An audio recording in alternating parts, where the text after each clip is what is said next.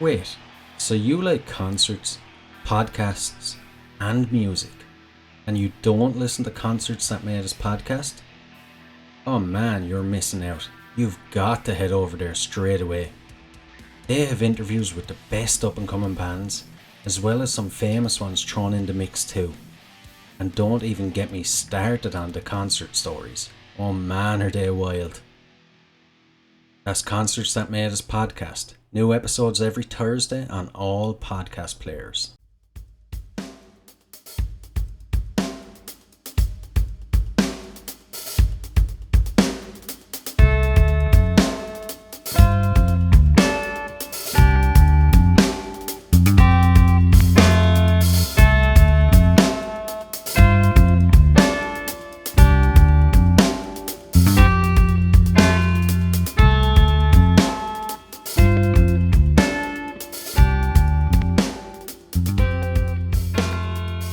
Hello, everyone, and welcome back to another edition of the Cognitive Discourse.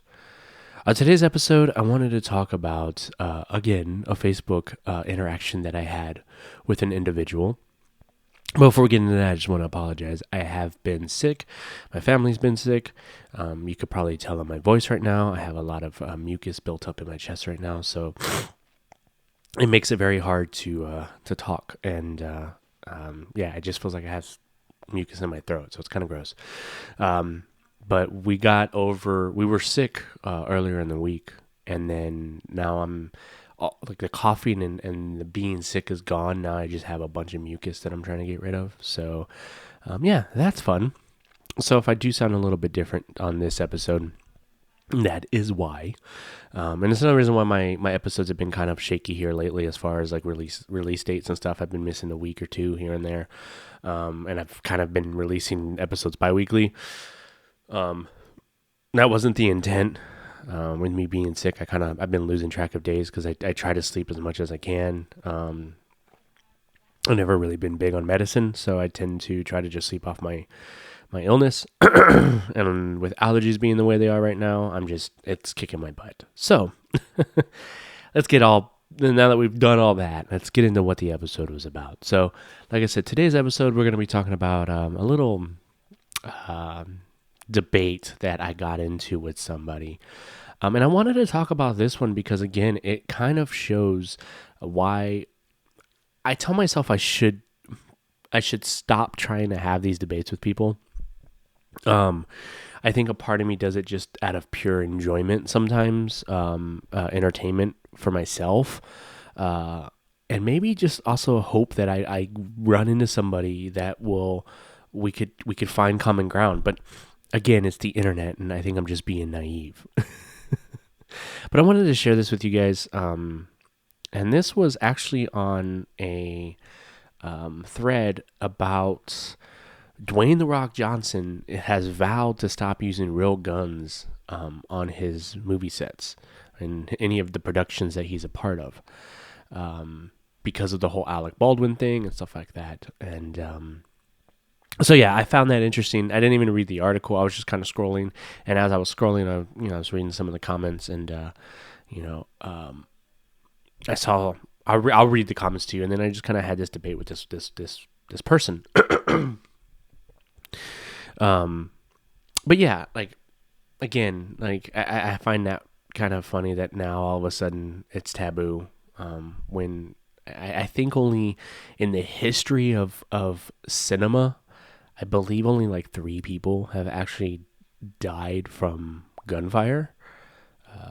It's way more dangerous doing the high-flying stunts. Many more stunt actors have tragically died from doing stunts that caused high-flying maneuvers over guns. So I don't really know where he stands. I mean, if that's a whole nother conversation in itself. But I just think it's funny how this is like, I don't know. I guess me being pro 2A, it's hard for me to understand. So anyway, I was scrolling through and I saw this comment, and this gentleman says, "Learn to use them and you'll be safer than just trying to stay away from them. You don't need to shoot it to learn how to be safe with one. It's just a mechanical chunk of steel, no different than your 2-ton car. Both are weapons. If you don't know how to be safe with one, then don't use one.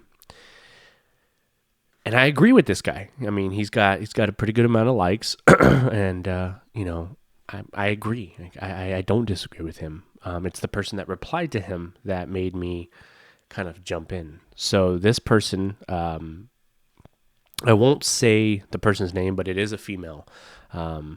She responds by saying, "You understand that even people experienced with handling guns still have accidents, right? It's not a toy. It's a murder weapon waiting to happen, and there is absolutely no reason that they need to use real guns on movie sets." So this is where I chime in. And I said, yes, but knowledge of firearm safety greatly reduces accidents. And the fact that you view guns as a murder weapon instead of a tool shows your lack of knowledge about firearms. And of course it's not a toy, but even with toy guns, people that understand gun safety will still treat them as if they are real and loaded. It's just a good habit to have. Even on fake or toy guns, I managed to still rack the slide and check it like I would a real gun. I'm checking because most of the time it's just muscle memory at this point. I hope you don't drive because you understand that even experienced drivers still have accidents. Cars are not toys. They are murder weapons. So I basically gave her my opinion. At the end there, I was kind of being cheeky as far as like with, cars and stuff. Talking about how, there's experienced drivers out there, but, their accidents still happen. So at the end of the day, like the point that I'm trying to make is that when you understand firearm safety and you've taken a course, like I have, you understand the safety precautions that you need to take when it comes to firearms, especially in a movie where you're doing a firearm that even if it's shooting blanks and whatnot, it's just good habit to rack the slide, check inside the gun to see if there's a round in there. It's just proper etiquette when it comes to messing with firearms. You know what I mean? And I still don't understand how that gets past people.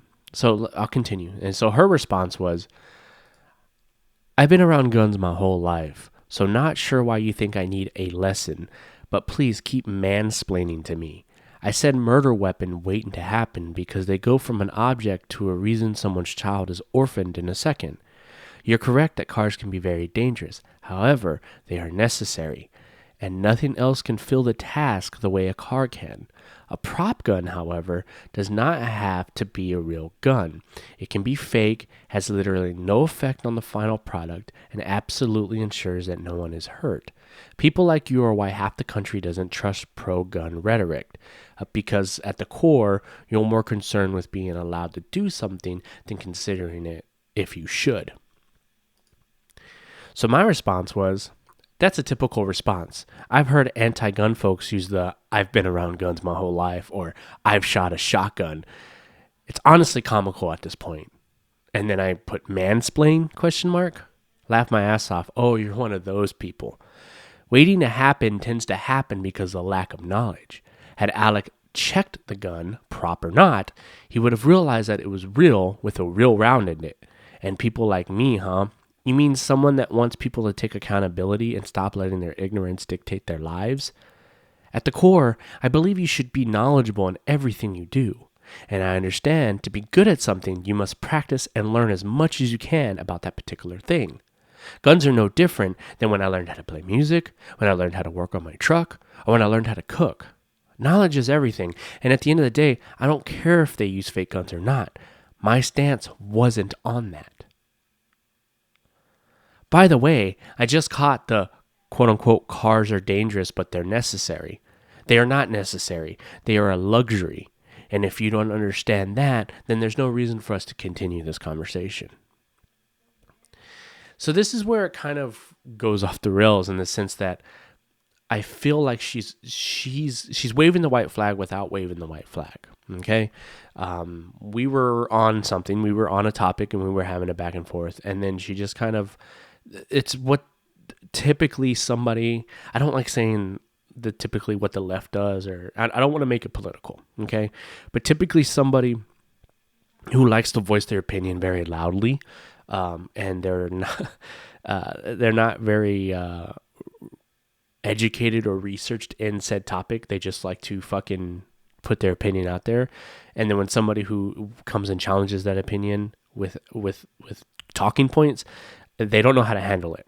So they tend to take the conversation in another direction. And so I'm going to point that out here. So her response was, so much talking and not one single valid point.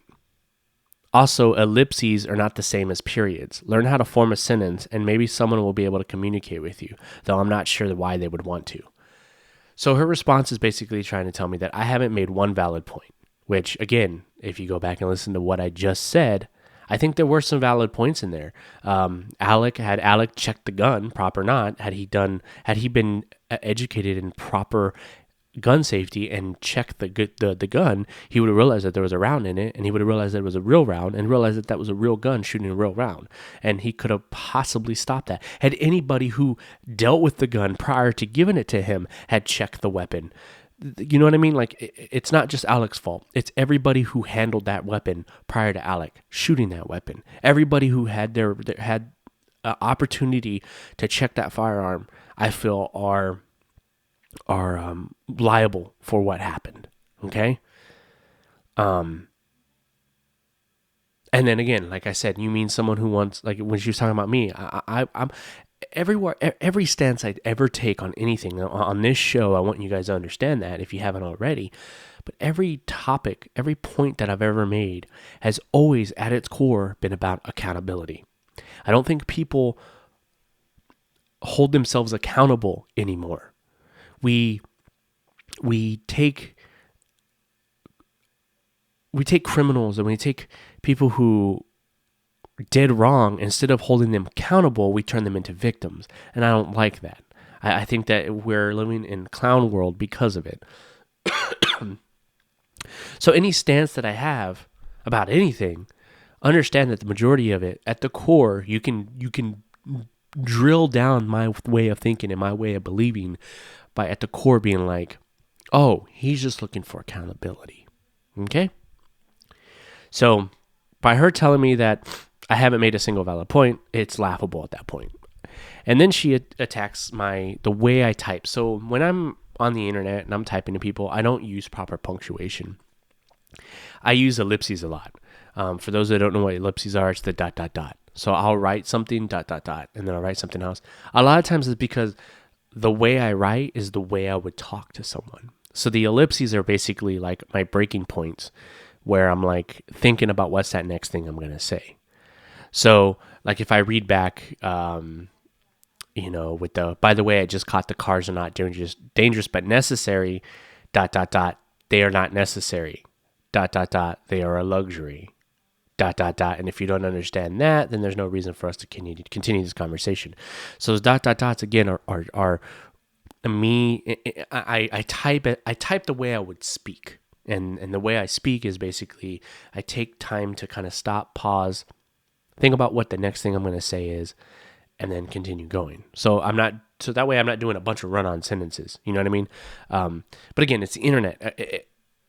I'm trying to make a point, and the fact that she pointed that out and that was her go-to argument proves to me that she's got nothing, because you completely avoided everything that I just said, and instead of staying on track and either agreeing or disagreeing with what I had just said, you're now trying to find ways to almost be above me in a sense, right? Like, oh, well, I know how to use proper punctuation, so I'm not going to waste my time with you. And deflecting to try to get away from what topic we were just talking about, okay? And so I kind of lightly point that out in this. So again, she says so much talking, not a single valid point. Also, ellipses are not the same as periods. Learn how to form a sentence, and maybe someone will be able to communicate with you, though I'm not sure why they'd want to. And then my response was, oh, now you're moving on to the way I choose to relay my message. Since you have no real valid argument, again, very typical. What's next? Calling me racist, perhaps? Maybe bring up Trump into the conversation. People like you are so damn predictable. always the loudest voice, and you bring nothing to the table when someone is willing to have actual dialogue. Y'all just turn into giant children and say stuff that's completely off a topic. And then her response was, "Night, Joseph. Don't fall off your soapbox when you're done yelling into the wind." So at this point, like I said, she started waving the white flag, and I could kind of see that. So I didn't even respond to her after that. I just gave her the ha-ha emoji and left it at that. And then later in the night, another individual came in talking to me and says, by her thinking, a knife is a murder weapon waiting to happen. A baseball bat, a vehicle, a piece of rope, a piece of pipe, or even a rock. Yes, guns kill things. That's what they are designed to do. But any of these other things can kill just as well. If she really thinks that, but has been around guns her entire life, then she really doesn't understand what guns are for. Hunting and personal safety being the two main things. And why would you hang around with someone if you knew they had a murder weapon waiting to happen in the first place? So he made some valid points, but, again, I'm not trying to argue his thought process there, because, again, I pretty much align with him, so I'm not going to argue with him. There's no need to. And then, again, I said what I had to say, and she said what she had to say. So my only response to him was the fact that she got off a topic and started pointing out I use ellipses instead of proper punctuation, and how that somehow makes my point invalid, proves that she had no real stance and that she lost the conversation. All these people are the same. And he just liked my thing, and we left it at that. But I wanted to take a second and point that out. Like, I have these kind of conversations a lot with individuals on the internet. And again, I know it's the internet. I know people troll, and I understand all that stuff. But we had an opportunity in this conversation to really kind of go somewhere with it. But it's really hard because she did prime examples of what I'm used to hearing all the time. Anytime you get on the gun conversation, especially with anti-gunners, a lot of these anti-gunners use the same rhetoric that they hear and see on mainstream media. I've grew up around guns, or I own a gun, or this and that. And it just never makes sense. I now have that conversation from a pro-gun side, and they always get butthurt. I have a family friend who is like, he is family to me. He's a brother to me. I dated his sister when I was younger, and me and him became really close after that. And he has another sister, an older sister, that same thing. She used that same argument, and it's just so funny because they can't just have this dialogue. They have to get upset and get all up in their feelings, and then they delete you off Facebook. And what I find hilarious about that is that these people will delete me off of Facebook, right? And then when we're in public together, I don't treat them the same anymore. And then they get all mad, and they're like, "It's just Facebook, bro. Don't take it so seriously." It's like, but I do, because if you're not willing to have me on Facebook, if you think I'm annoying, quote unquote, on Facebook, then we shouldn't hang out in person either. Like, if you're not willing to have these conversations, and you get to a point where you just want to silence me because you don't agree, like, we don't have to agree and still be friends. I'm willing to still hear your side. But the problem is that, again, I'm a logical thinker, and I like to hear how other people think. And then again, if someone is talking about something that I'm passionate about, then yeah, I'm willing to have that conversation. If you're not willing to have those conversations, then don't bring them up. Plain and simple. I'm willing to have those conversations. So if I tell somebody I'm pro-gun and they come at me with the anti-gun stuff, I'm willing to have that conversation with them. Okay, but why are you anti-gun? And this is why I'm pro-gun. Shout out to my buddy Nolan. Me and him, we don't see eye to eye on a lot of things on a political spectrum, on an everyday life spectrum. But at the end of the day, there is a difference. I'm a born and raised Texan. He's a born and raised Canadian. So there are differences there. And so our views kind of, I do believe that the way you grow up will also dictate your views in a lot of ways on certain things. But the great thing about Nolan is me and him have had disagreements, and we talk pretty much almost every day. And there are things that he believes that I don't. I disagree with, and there are things that I believe that he disagrees with. And at the end of the day, we're still cool with each other. Like, it is what it is. But a lot of the people who aren't strong in their convictions in the way that they believe end up turning into giant children. And that's the stuff that I always find funny. When you have to degrade somebody because of the way you believe and they don't believe the way that you believe, and you have to talk shit about them, and resort to name calling and stuff like that, you're really just showing the type of individual that you are, and that you're just a huge man-child. And those people I find funny too, because those are the type of people that get bold, become the keyboard warriors. They talk a lot of shit behind a keyboard. But when it comes down to it and you're in a face-to-face scenario with somebody, you're not going to be so tough. You're not going to talk that shit. Prime example, look at the guy from CNN that was on the Joe Rogan show not too long ago. CNN has been giving Joe Rogan a bunch of shit lately, right? And then you have one of these guys face-to-face with Joe, and he became a yes man. And it wasn't until after he was done with the show that he tried to flip it and talk about how, like, he was afraid Joe Rogan was going to go over there and punch him and this and that. It's like, bro, like, you obviously don't know the man. You don't know, you really don't understand that individual. Can Joe Rogan kick your ass? Yes, most definitely. Will he kick your ass? Probably not, because he doesn't need to. He's going to confront you. Yes, because you lied about him, and you didn't stand up for him, and then now you're face to face. But that's the point I'm trying to make. A lot of these people, they're all fucking smoke, man. Smoke and mirrors. That's all they are. And so I always find that shit funny. And this person that I got into a debate with is a perfect example of that.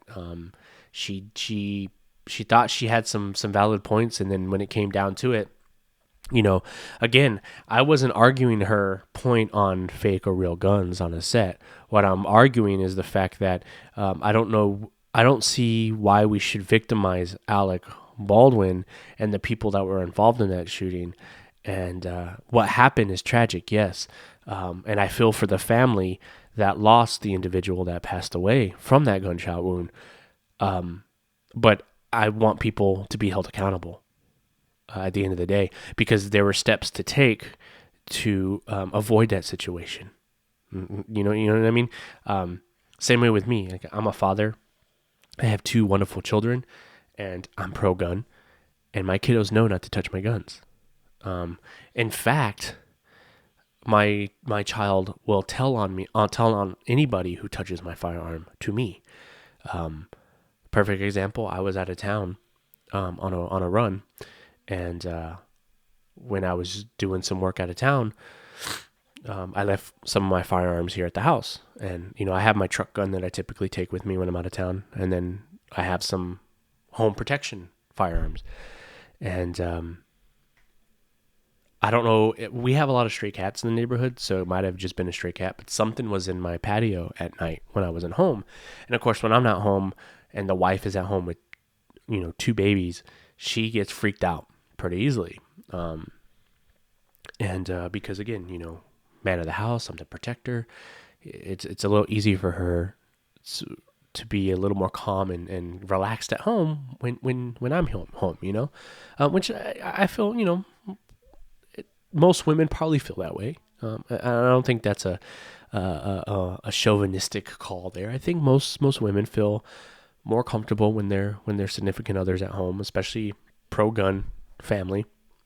But I was gone. I was on the road, and while I was gone, there was sound like somebody was moving around on the patio. So my wife grabbed a gun and went to go kind of look outside. She didn't open. She's smart. She didn't open the door to go, hey, who's out there? But she pulled the blinds back to kind of scope out, see if there was anything on the outside. And sure enough, when I get home, thank God nothing was out there. Like I said, it was probably just a raccoon or a cat or something. But when I got home, my daughter made it a point to tell on my wife. She came up to me and she says, Daddy. I'm like, what's up, my baby? She's like, Mommy was playing with Daddy's guns. And I was like, what? She goes, Mommy was playing with Daddy's guns. That's no. And so I asked the wife, like, hey, Rogie said you played. She goes, no, I wasn't playing with your gun. And then she told me what happened. I heard a noise on the patio. I grabbed one of the guns, and I went and looked out the window and checked, and there was nothing out there. I'm like, oh, okay. So yeah, again, it's about teaching, and then once my kids are old enough and I feel that they're ready to learn, I'm going to teach them how to shoot. You know what I mean? And it's about gun safety. I'd rather my kids know than not know, because the majority of accidents that happen are because people do not know. They're ignorant to the subject. So in order to save a life, you teach them. And again, that was what I was kind of trying to point out to this individual, was that, okay, if you've been around guns your whole life, then you should know that knowledge is everything when it comes to firearms, because it's not the firearm itself that is dangerous. It's the individual operating the firearm that can be potentially dangerous, whether they have evil intent or they have lack of knowledge, which would cause the firearm to go off. Something has to pull that trigger. And there's a lot of evil in this world that will pull that trigger, happily. But then there's also a small percentage of people who just handle a firearm and they don't know. They don't get it. Or they haven't been taught. They haven't been taught proper fire safety, proper trigger discipline, all that stuff. It's important. And again, Alec, check, if he would have checked the gun, any one of those motherfuckers that handed him that gun, anybody in the prop side of things, should have checked the firearm. And then on top of that, you don't point your gun at something unless you're willing to destroy it, regardless if it's real or fake. And when you hear those people, it's a fake gun, it's not a problem. It doesn't matter. Doesn't matter. You don't point a firearm at something unless you're willing to destroy it. And when you develop those proper habits, then you just do them. It becomes second nature. So am I pro-gun? Hell yeah, I'm pro-gun. I'm pro-2A because I believe that the Second Amendment not only protects the First Amendment, but a lot of our other amendments.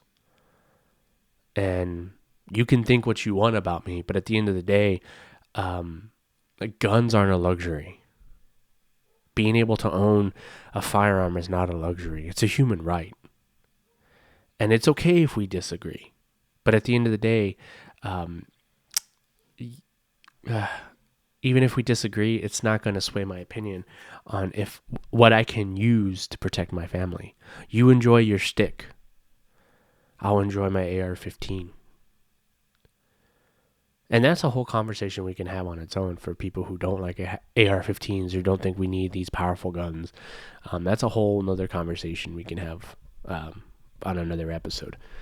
But yes, I'm pro-gun and I'm pro any kind of gun. I don't think there should be restrictions. Again, shall not be infringed. I don't agree with a lot of the laws that we have on guns to begin with. I think pro-2A'ers have compromised enough with the anti-gun crowd. Again, at the end of the day, I know if a shooter walks into a store that I'm in, I'm not going to get down on my knees and beg for my life. I'm going to give me and my family a fighting chance. Because see, I own guns, but I don't own guns because I want to hurt people. I own guns because I want to protect my family. I own guns because I like going and practicing at the range. It's a stress reliever. I own guns because I like to go hunting. I live in Texas. Hogs are a huge problem here. If I can get me a hog and feed my family that instead of factory farm meat, I'm down for that any day. But yeah, if you guys agree or disagree with what I've said in this episode or any of the other episodes, or if you have a topic you'd like me to talk about, don't hesitate and don't fear. You can always write into the show at Cognitive Discourse at Cognitive Discourse Podcast at gmail.com. That's Cognitive Discourse Podcast at gmail.com. As always, I'll have the links down in the description for that, so you can follow us on Instagram. Check out our Facebook group. The Facebook group, again, hasn't really been active, but it's because I'm the only one that really talks on there. So if you want to come in there and talk, and if you're a band or a musician or a poetry writer, if you're a content creator of some kind or just a creator of anything, join our group and come share your stuff, man. I'm not a admin on Facebook that's gonna tell you can't do certain things. As long as it's not dirty and you're not coming and spamming like fucked up links, I'm not gonna say no to it. I want to experience other creative individuals, and if I can help spread the word on your creativeness, then I'm all about that. So follow us on Instagram, join the Facebook group, check out the YouTube page on our YouTube, on the Cognitive Discourse YouTube. I do have some stuff on there that is exclusively on YouTube. It is not on any of the streaming platforms. So if you'd like to hear some of my solo music that I've done outside of the Among War stuff, it's on there. If you want to hear some of my poetry that I turned and brought it to life, and I did background music and video and voice acting, then go to the YouTube page and check it out. We do have that on there. I'm going to be putting some more of that stuff on there as well. Also, don't forget to check out Basic Ass Dudes, which is the show I do with my buddy Nolan, my Canadian brother. We have some really cool ideas coming up soon, and so go check that out. If you are another podcaster and you want your promo on my show and shared with other podcast shows that I am networking with, then just email me a 30 to 60 second promo clip, explaining kind of what your show is and what it's about. And if you need an example, again, I randomly post them throughout episodes in the beginning, to give you an idea of kind of the promos that we do. So you can send that to me. And if you want me to share with other podcasters, I'd be happy to do that as well. And then in return, we'll send you some of our promos. And then, you basically, that's how you become part of the community. But yeah, man, check out Among War. Check out all the links down in the description. I'll have some links to some of my clothing brands, to all that fun stuff. I'm also became an affiliate partner with Zzounds.com. So I'll have a link down there as well to Zzounds.com. So if you check out that link, you can go to a music store online. You can buy all your musical gear there. I'll start putting down in the description all the links to the actual gear that I'm using, from microphone to headphone to monitors to audio interface, all that fun stuff. I'm going to start putting down in the description.